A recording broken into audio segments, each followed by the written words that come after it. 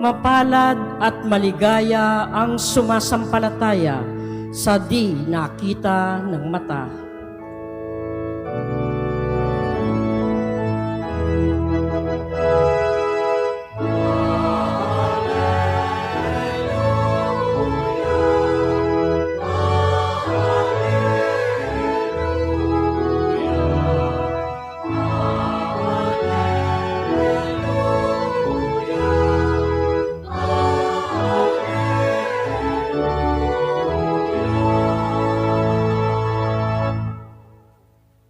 Sumainyo ang Panginoon. At sumaiyo rin. Ang mabuting balita ng Panginoon ayon kay San Juan. Papuri sa iyo, Panginoon. Kinagabihan ng linggo ding iyon, ang mga alagad ay nagkakatipon. Nakapinid ang mga pinto ng bahay na kanilang pinagtitipunan dahil sa takot nila sa mga Hudyo. Dumating si Jesus at tumayo sa gitna nila. Sumainyo ang kapayapaan, sabi niya. Pagkasabi nito, ipinakita niya ang kanyang mga kamay at ang kanyang tagiliran. Tuwang-tuwa ang mga alagad nang makita ang Panginoon. Sinabi na naman ni Jesus, sumainyo ang kapayapaan. Kung paanong sinugo ako ng Ama, gayon din naman sinusugo ko kayo. Pagkatapos, sila'y hiningahan niya at sinabi, tanggapin ninyo ang Espiritu Santo. Ang patawarin ninyo sa kanilang mga kasalanan ay pinatawad na nga. Ang hindi ninyo patawarin ay hindi nga pinatawad. Ngunit si Tomas na tinaguriang kambal, isa sa 12, ay wala roon nang dumating si Jesus. Kaya't sinabi sa kanya ng ibang alagad, nakita namin ang Panginoon. Sumagot si Tomas, hindi ako maniniwala hanggat di ko nakikita ang butas ng mga pako sa kanyang mga kamay at naisusuot dito ang aking daliri, at hanggat hindi ko na ipapasok ang aking kamay sa kanyang tagiliran. Makalipas ang 8 araw, muling nagkatipon sa loob ng bahay ang mga alagad, kasama nila si Tomas. Nakapinid ang mga pinto, ngunit pumasok si Jesus at tumayo sa gitna nila. Sinabi niya, sumainyo ang kapayapaan. Saka sinabi kay Tomas, tingnan mo ang aking mga kamay at ilapit dito ang iyong daliri. Ipasok mo ang iyong kamay sa aking tagiliran. Huwag ka nang mag-alinlangan. Maniwala ka na. Sumagot si Tomas, Panginoon ko at Diyos ko.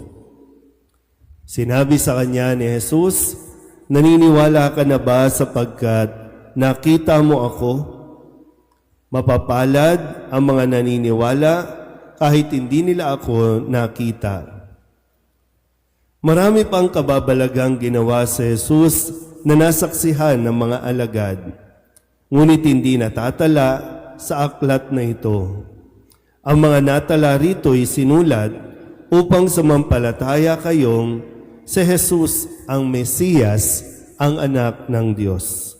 At sa gayoy, magkaroon ng buhay sa pamamagitan niya. Ang mabuting balita ng Panginoon. Pinupuri ka namin, Panginoong Hesukristo. Isang magandang umaga po sa inyo lahat. Happy Easter po. So, nasa 2nd linggo na tayo ng pagdiriwang ng Pasko ng muling pagkabuhay. 2nd linggo. Di ko alam kung naririto kayo nang mabuhay si Kristo, nang ipagdiwang natin ang kanyang muling pagkabuhay. Kaya hindi po ito matatapos sa isang araw o sa isang linggo lang. No? mga ilang linggo nating sasariwain, dadamahin natin ang diwa ng kanyang muling pagkabuhay. Si Kristo ay muling nabuhay para sa ating kasalanan, para tayo matubos sa ating pagkakasala. At napakaraming naghihintay ng kanyang pagkamatay at ng kanyang muling pagkabuhay. Sabi po ng mga turo ng ating simbahan, mula pa sa panahon ni Abraham, nang sila po lahat ng taong yumao, naghihintay sa kaganapang ito dahil si Kristo ang nagbukas ng langit. Sa kanyang pagkamatay, uumapaw sa galak ang lahat ng mga yumao. Kaya po sa atin din, pinaalalahanan tayo na sa ating pagkamatay, muli rin tayong mabubuhay kung tayo ay sumasampalataya kay Kristo. Na siyang nagsasabi sa atin ngayon ng sumainyo ang kapayapaan. Sabihin nyo nga po, kapayapaan. Sino bang ayaw ng kapayapaan? Bukod sa kapayapaan sa buong mundo, ngayon napakarami pa rin, habang tayo po ay nananahimik dito sa ating lugar, may mga lugar na naggigera pa rin. May mga lugar na nag-aaway-away, may mga leader na hindi pa rin nagdidesisyon ng tama. Pero nagdarasal tayo para sa kapayapaan at gusto natin ng kapayapaan. Gusto natin kapayapaan ng isip. Gusto natin yung nakakatulog tayo ng mahimbing. Kasi kahit wala kang pera, basta't may kapayapaan ka, napakasarap ng tulog mo. Pero kahit may pera ka, pero madami kang kaaway, madami kang kasamaan ng loob, ay hindi niyan mabibili o mababayaran ang kapayapaan na hinahanap mo. Sabihin niyo nga ulit, kapayapaan. Gusto natin ng kapayapaan? Tanggapin natin ang kapayapaang ibinibigay ni Kristo. Kaya nga, 3 beses nating narinig sa ating ebanghelyo na ibinigay ni Jesus ang kapayapaan sa kanyang mga alagad. Kung babalikan natin ulit, di ba? Nagpakita si Jesus sa kanyang mga alagad. Nung mahal na araw, narinig natin ang kwento na ang kanyang mga alagad naduwag. Ang kanyang mga alagad nagsitakas, nagsipagtago, habang si Kristo na kanilang kaibigan, na kanilang Panginoon ay naghihirap, pero sila naduwag at nagtago lahat. Kaya na kay Kristo ang lahat ng yung maghinanakit, magalit, manumbat, na kay Kristo yan. Pero nang magpakita siya sa kanyang mga alagad, walang panunumbat, walang sama ng loob, kundi kapayapaan ang kanyang hatid. Nakukuha po ba?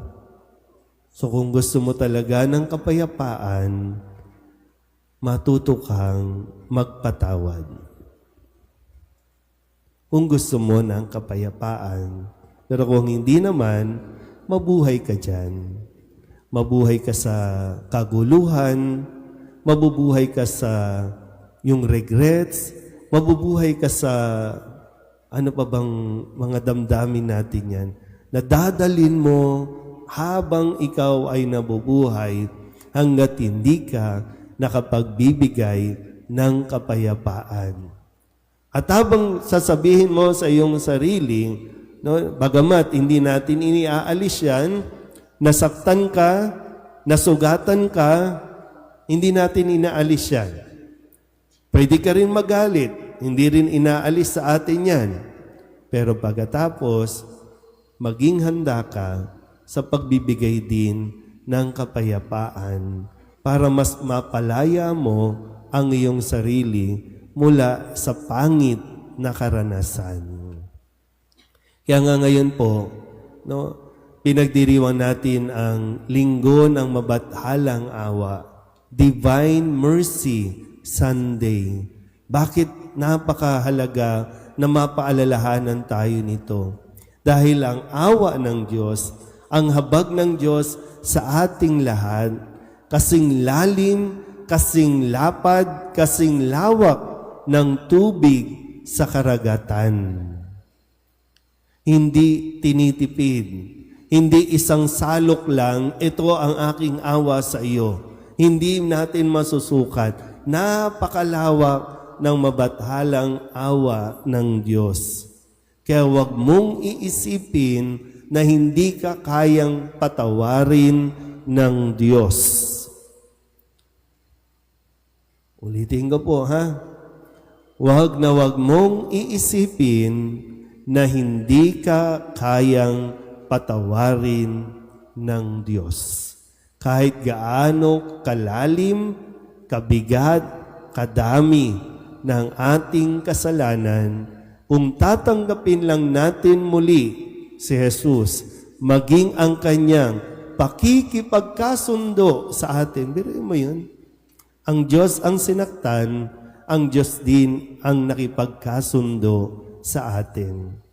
So kung pananatilihin mo yung pride, pananatilihin natin yung pagiging mataas natin, na minsan nandito na si Kristo, ibibigay na si Kristo, ikaw ayaw mo pa rin tumayo, uupo ka pa rin dyan at sasabihin mo pa rin, hindi ako karapat dapat tumanggap sa Kanya, makasalanan ako.